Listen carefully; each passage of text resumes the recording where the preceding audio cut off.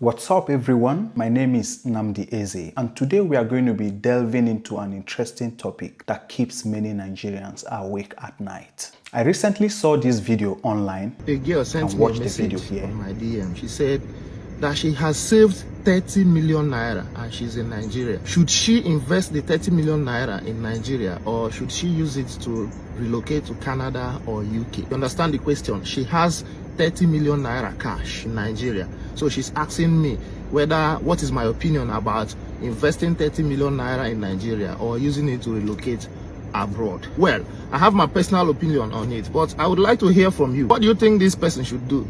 Should she invest 30 million naira in Nigeria or should she use it to travel abroad? That is, relocate to Canada or UK. Tell us what you think. Let's see. Let's call her Ada, and she has 30 million naira and she's torn between relocating to US, UK, Canada or Australia, or remain here in Nigeria to build her future. This is such a relevant topic right now, so I'm going to be giving you my honest perspective. So if you are facing a similar situation, then this video is for you. The key question here is, are you running from something or you are running to something? If you are running from the challenges in Nigeria, then you might be disappointed abroad. First, let's be real about what 30 million naira is in 2025. In Nigeria, that's about $20,000 or less, depending on where you are exchanging and the current exchange rate as at the time of making this video. It is a substantial amount that you could use to invest in a solid business, buy properties, or even invest in other multiple streams of income. Abroad, $20,000 is not so much money. It's something that would barely even help you go past 1 year. Abroad, $20,000, well, it's a good start, but it's not really a life-changing money, and it is something that will just last you for a while and barely enough to maintain you even beyond 1 year. Here is what I mean. In London, it might cover your living expense for about 6 to 8 months. In Toronto, maybe about 9 to 10 months. In Australia, similar story. In the US, depending on the city you are living in, but barely less than 1 year. The harsh truth is 30 million naira makes you an upper class in Nigeria, but a struggling immigrant abroad. Let's paint the real picture of relocating with this amount. Let's say you have your visa application processed, might take between $200 to about $1,000. Then you are writing your IELTS or other licenses that you might need as a medical or healthcare provider, which will take about $300 to $500. Then you have your flight ticket, about $800 to about $1,200, depending on the country you are migrating and your chances of getting a cheap flight. Then your initial living expense or rent, depending on the city too, which might be about $800 to $1,200. Then initial deposits for some of all these things. Some countries like in the UK, they call it some security deposit. Now you are $6,000 to about $10,000 off your money. You have $10,000 remaining already. A lot of people are actually in real hustle. Look, I respect everyone's hustle, but here are some of the things some of our people face or do here in abroad. For example, living in shared accommodation. Nothing wrong with that. Driving Uber or Bolt while also sustaining yourself in school, that's also equally good. Having some restrictions on the kind of jobs that you could do for a start, depending on how you were able to get into a typical country like the England.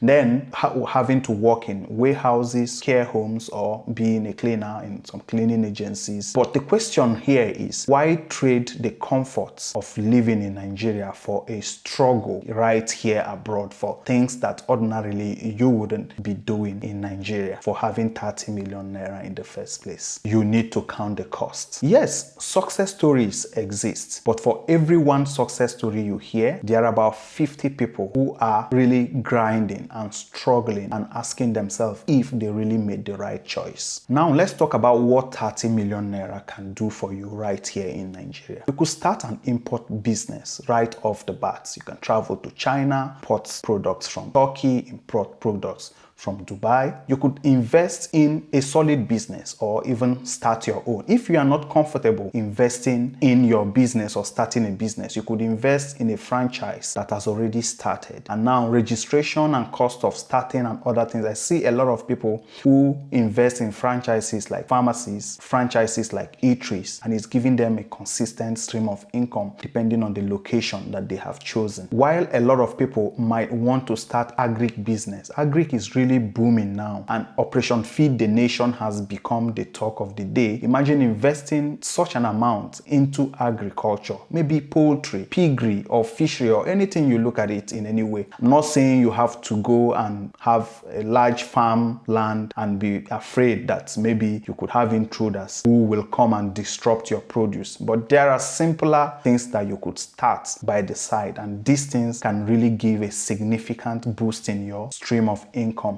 Or if you are interested in solving people's problem on a large scale, you could start or invest in tech and build online products that will guarantee you substantial success within a very short period. Talking about tech, a lot of tech founders have built solutions for local problems that are solving global problems, and these are extended and coming with unlimited opportunities for them. A friend of mine who bought a land in Ibejuleki substantially has made significant gain. Somebody was telling me about a plot of land which was sold in Life Camp in Abuja for about 7 million naira 3 years ago, and now it cost about 45 million naira in the same location. Imagine using 30 million naira, that will have given you about 3 plots of land, and all of a sudden 45, that's about 130 something million naira already just within a very short frame of time. So continuing or doing business in Nigeria has its own advantages. Now you already understand the terrain. You don't need to struggle understanding or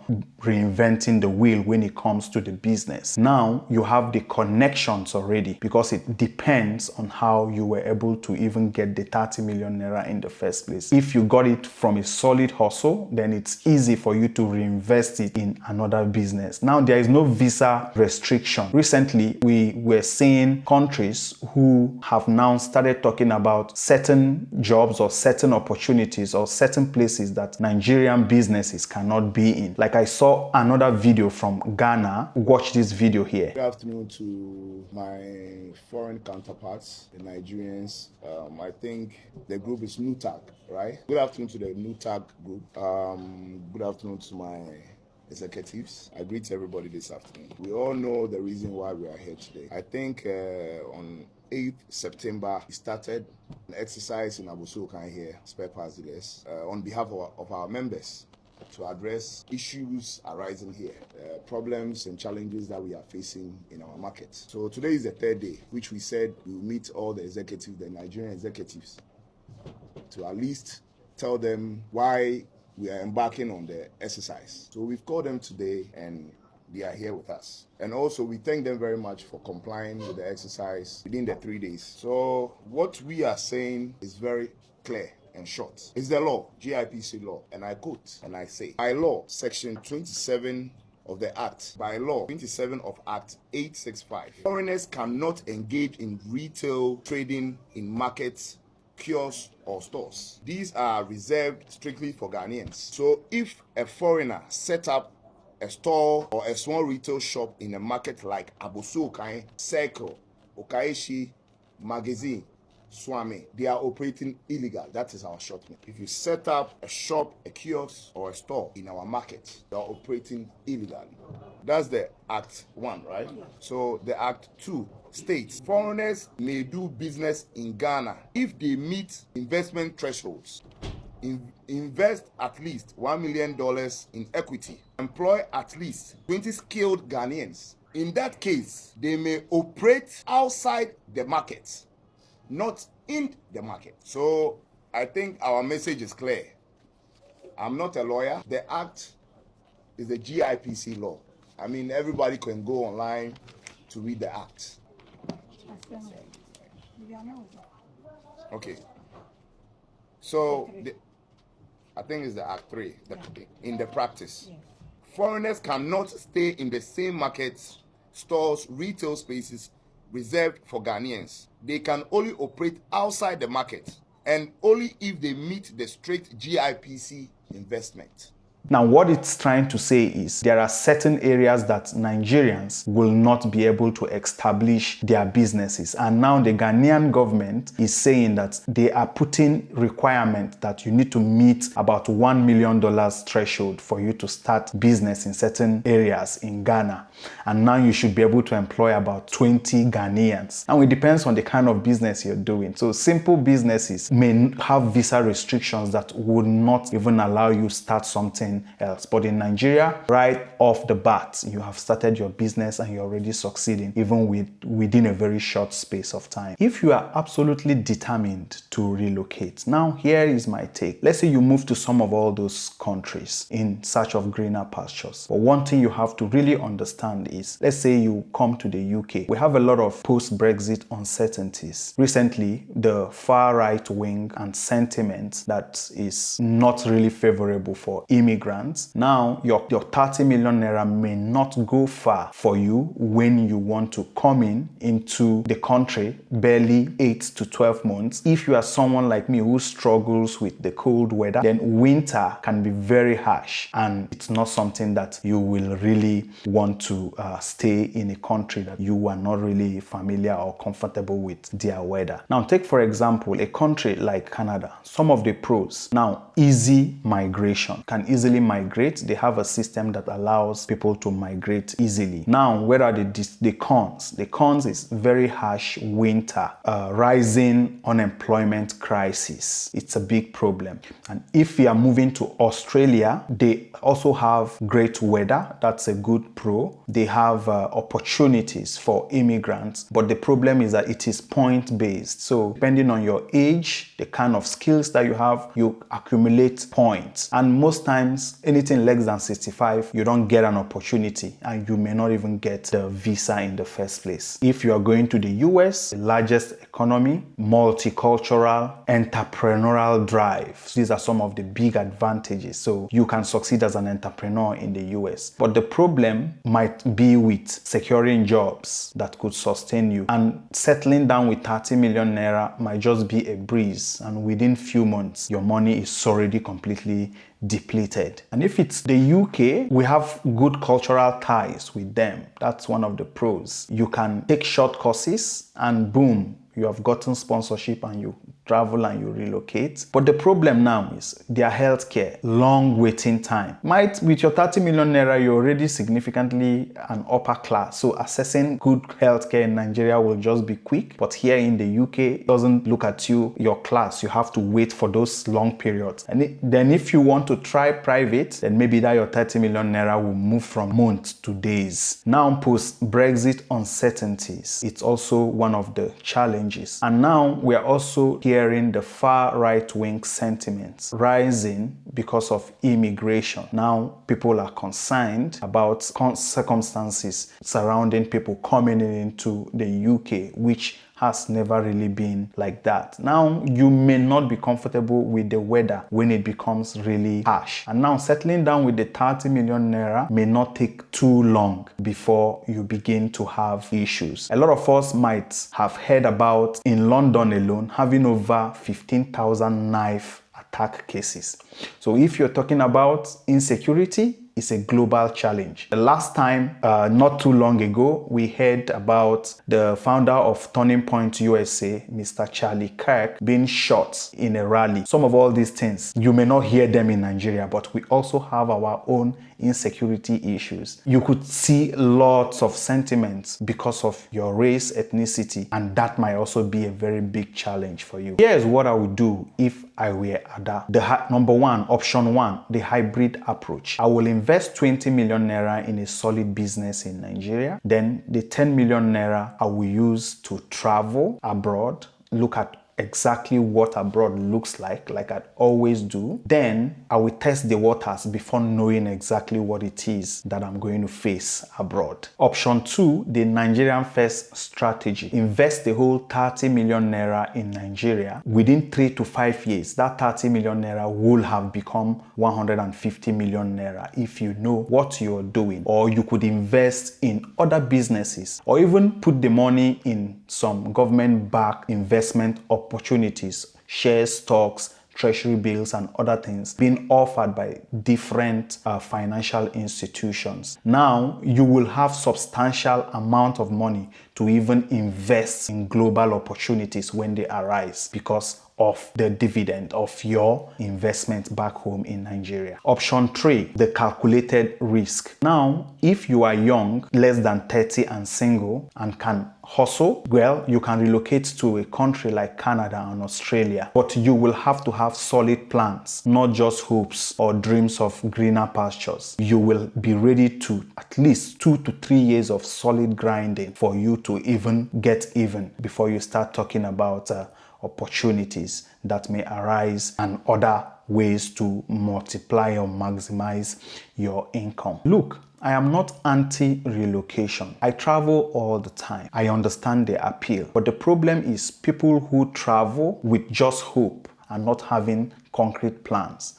These are people who end up struggling and with misery and great regrets, which is something I wouldn't want for anybody. What has worked for me? I invested in my skills first, used to build businesses, multiple businesses. Now, when I travel abroad, I am rest assured that my business is working and I'm making a lot of income that is substantially even enough to sponsor my trip when I travel across different countries, seeking opportunities and seeking solutions that are not already available in Nigeria, with the hope of investing or creating those opportunities back home to maximize my skills and investments. The stories you see on social media are not always real. There is a lot of survivorship bias. What will have substantially made sense will be building first here in Nigeria, investing in opportunities that will give you the greater and upper hand to have a global appeal so that you don't become a struggling immigrant, rather you become an investor. So what will I tell her? I will say use the 30 million naira to build systems that will generate consistent streams of income for you. In the next 5 years, you will have built substantial amount to invest or live anywhere in the world. It's all about your mindset. You should learn to invest smart and build real wealth. What if she wants to do it for her children? Now, there is something you really need to understand. African children succeed abroad because of the foundations and the values you have built in them, not despite the struggle. So why not just build here, give them that strong foundation so that they could choose to study or live anywhere. Now they are going to be people who are successful and backed by generational wealth to either build businesses in the US, build empires in London, or even build estates and assets in Lagos. The beautiful truth is your Nigerian raised and grown children are great assets. They carry with them values, disciplines, and good work ethics that makes them stand out globally. Now, do you want those children to become struggling immigrants or successful investors that have been backed by generational wealth that you have built from the business you have established back home? Remember, the qualities that makes your kids succeed abroad comes from here. You don't need to spend so much money for expensive validation. Building wealth here gives them more options rather than fewer options. But that's my perspective. Let me know what you think in the comment sections. Now, if you like this video, give me a thumbs up, then subscribe to this channel if you haven't already. Will you relocate with 30 million? Drop your thoughts in the comment section. I will see you in the next video. Thank you for watching this video. Do not forget to like, share, subscribe if you haven't already. Turn on your notification button so that you'll be the first to get any new video whenever I drop.